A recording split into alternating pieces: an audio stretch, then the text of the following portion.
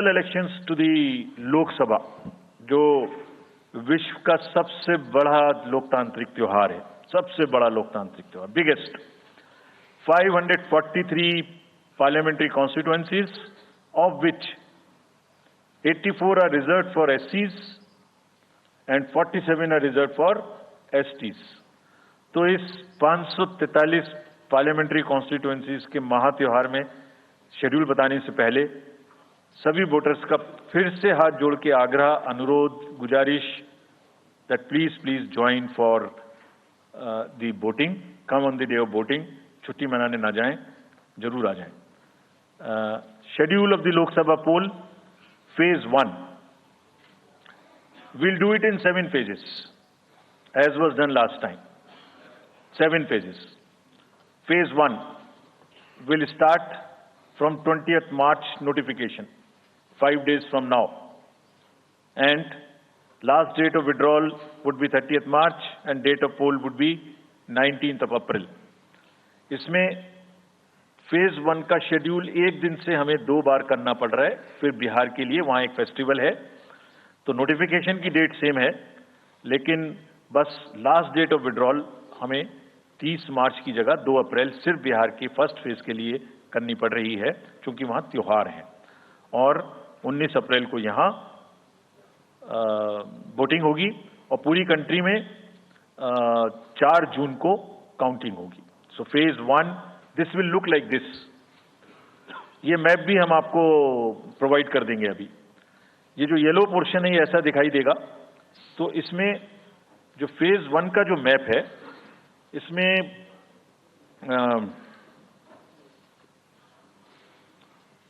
North east, नीचे Tamil Nadu, Rajasthan, centre में छत्तीसगढ़, मध्य प्रदेश और उत्तराखंड, और ऊपर में जम्मू कश्मीर की 1 पार्लियामेंट्री कॉन्स्टिट्यूएंसी। ये येलो फर्स्ट फेज का आपके सामने में मैप है। सेकंड फेज और फर्स्ट फेज में 21 स्टेट्स जाएंगी पोल में। Second phase notification will start on 28th of March and date of poll will be 26th of April। Similarly here, in case of J&K, because of the some holiday, the date of one day would be different, date of security of nomination would be different, but date of gazette notification और date of poll would be common।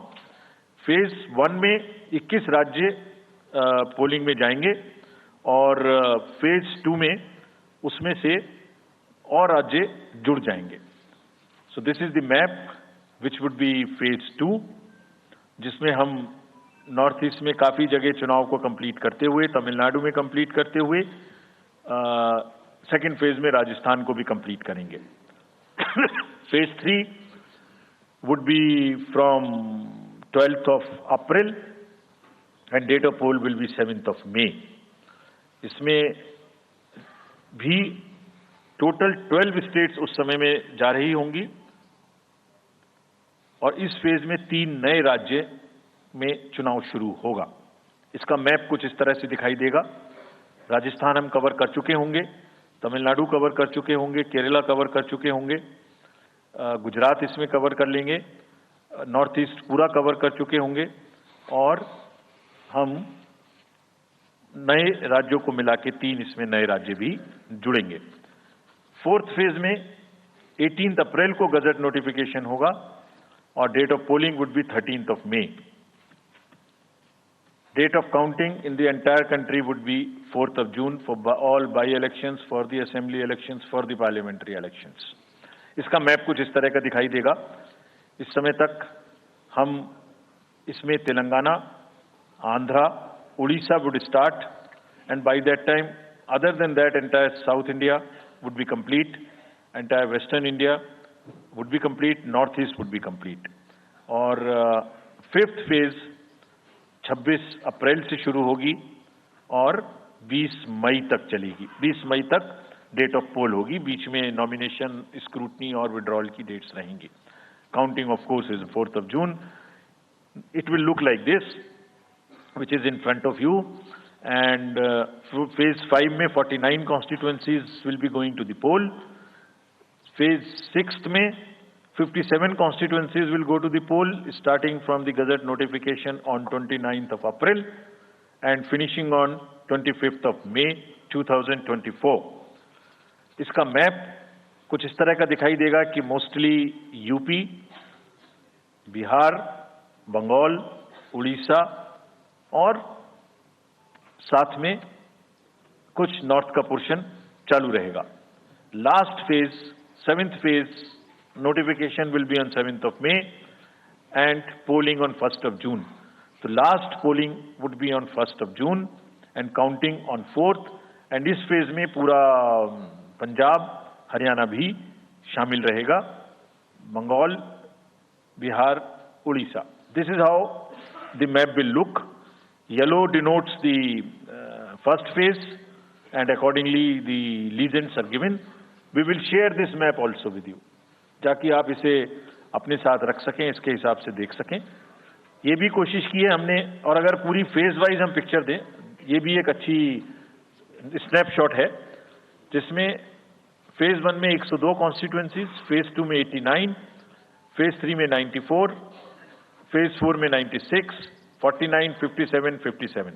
So we'll start with the 102, the largest, slowly come down and finish northeast, move up from the south and finish the western area. तो इसमें weather और हर चीज का ध्यान रखते हुए काफी सोचने के बाद ये शेड्यूल बनाया गया है. विद दिस, जो सिंगल पोल डेट है वो 22 स्टेट में होगी. 2 राज्य 4 बार में जाएंगे, कर्नाटका, राजस्थान, त्रिपुरा, मणिपुर. 3 फेज में 2 जाएंगे, छत्तीसगढ़ एंड असम. 4 फेज में 3 जाएंगे, उड़ीसा, मध्य प्रदेश, झारखंड. 5 फेज में 2 जाएंगे, महाराष्ट्र एंड जम्मू कश्मीर. जम्मू कश्मीर की हर पार्लियामेंट्री कॉन्स्टिट्यूएंसी के लिए 1 फेज होगी. और 7 फेज में 3 जाएंगे, Uttar Pradesh, Bihar and West Bengal. With this friends, I end my address and thank you very much.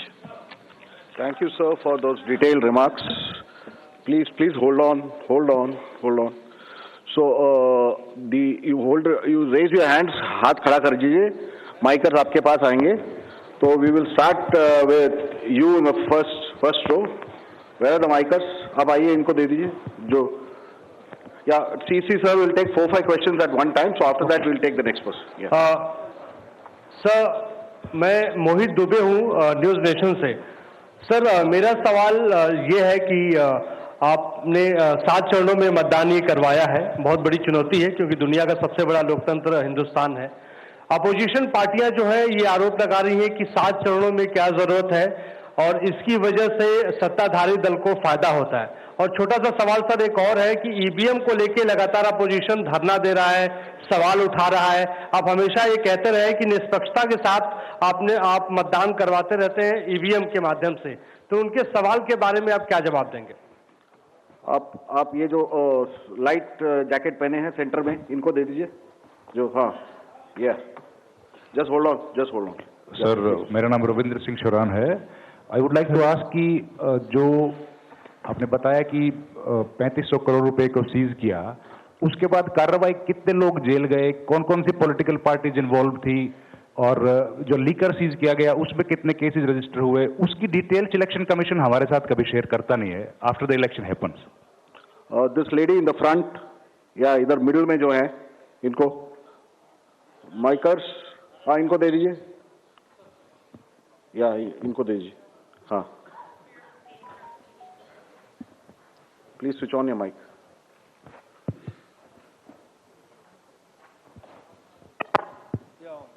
Great. Samir Hussain from BBC News. This is an incredible feat to try